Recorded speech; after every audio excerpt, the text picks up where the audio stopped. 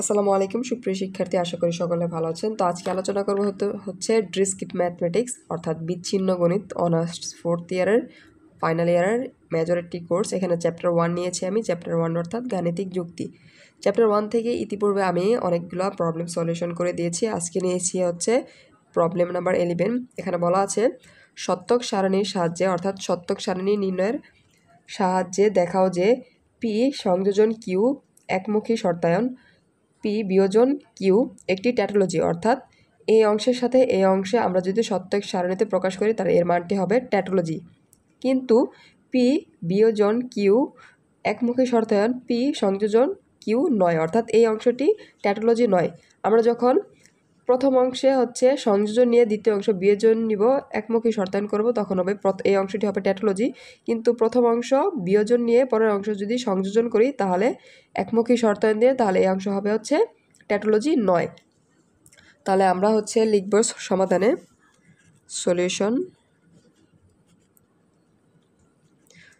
সলিউশনে আমরা হচ্ছে কি লিখব, প্রথমে শর্তটি লিখব যে হচ্ছে এর প্রদত্ত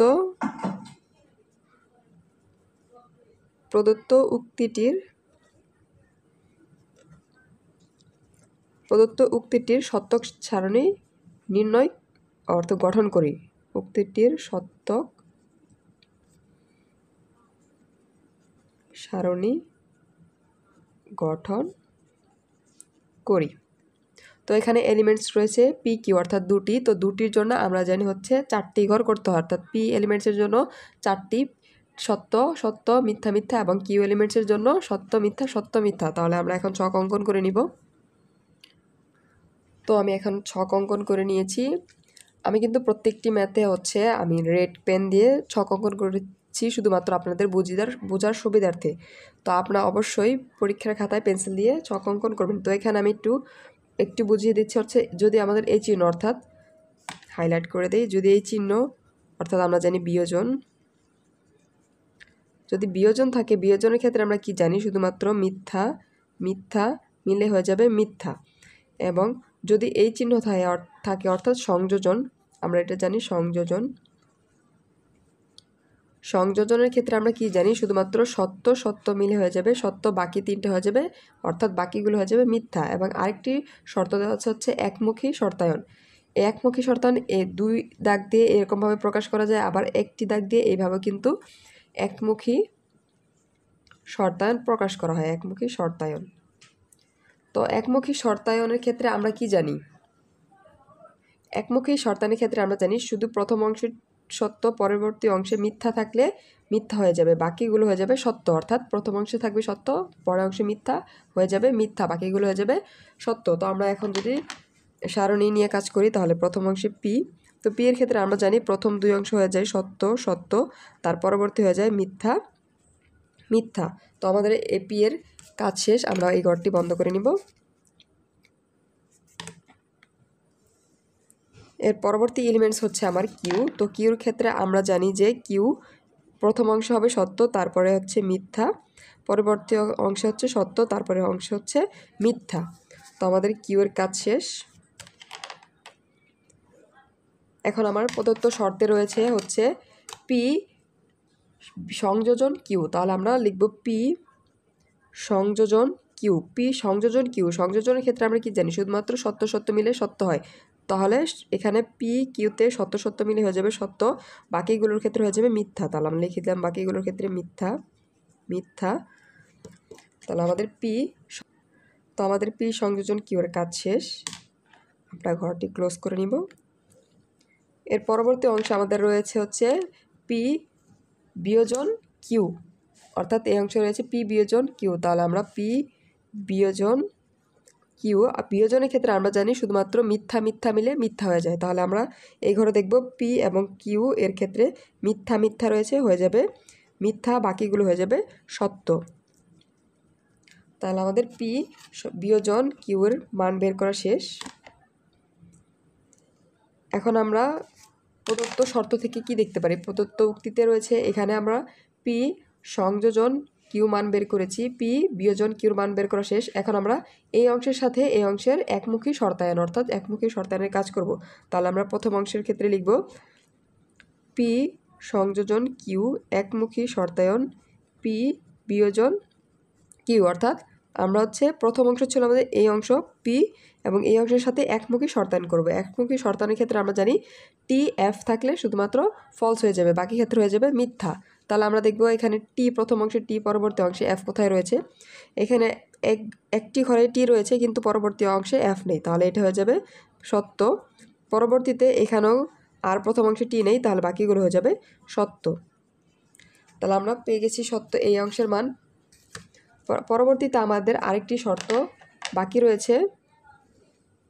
এই শর্ত বলা হয়েছে প্রথম অংশ হবে পি বিয়োজন, আমরা প্রথম এই অংশ করেছি পি সংযোজন, কিন্তু এখন হবে পি বিয়োজন কিউ প্রথম অংশে থাকবে এবং পরবর্তী অংশ থাকবে পি, এখানে সংযোজন, এখানে ছিল বিয়োজন, অর্থাৎ এর বিপরীত মানটা নিয়ে আমরা এখন কাজ করব। তাহলে বিপরীত মানটা আমরা লিখে দিই পি বিয়োজন কিউ একমুখী শর্তায়ন পি সংযোজন কিউ।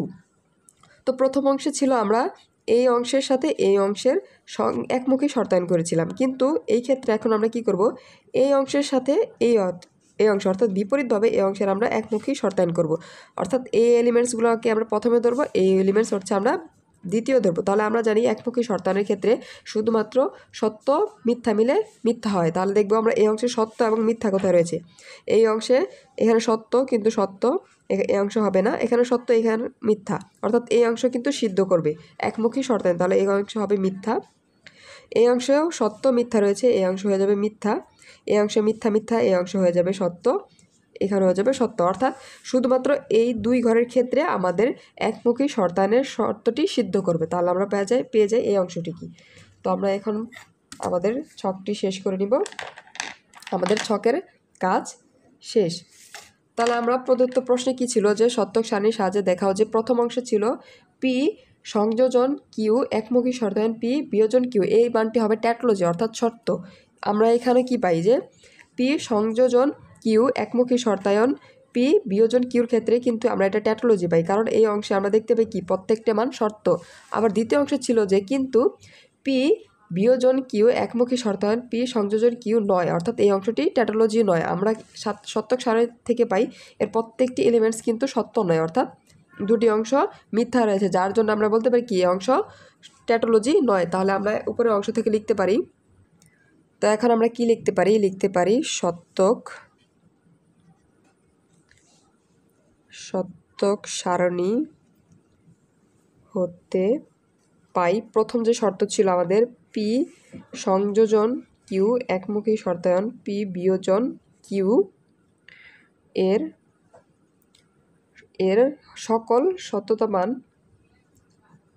এর সকল সত্যতা মান আমরা কি পেয়েছিলাম, সত্যতা মান হচ্ছে টি এবং আবার কি আবার ছিল এখানে আমি উক্তিটি আমরা কি বলতে পারি, সুতরাং উক্তিটি হচ্ছে ট্যাটোলজি। যেহেতু সবগুলো এলিমেন্টস আমার সত্য, তাই আমরা বলতে পারি উক্তিটি ট্যাটোলজি। আবার দ্বিতীয় শর্ত যে ছিল আমাদের, দ্বিতীয় শর্ত ছিল যে পি হচ্ছে বিয়োজন কিউ একমুখী শর্তায়ন পি সংযোজন কিউ এর সকল সত্যতা মান টি নয়। সুতরাং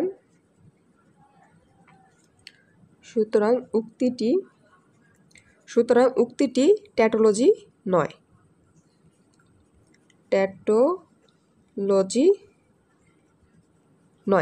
এই ছিল আমাদের কাঙ্ক্ষিত প্রমাণ। আশা করি সকলে বুঝতে পেরেছেন। যদি কোনো অংশে বুঝতে সমস্যা হয় অবশ্যই কমেন্ট সেকশনে জানাবেন। ধন্যবাদ।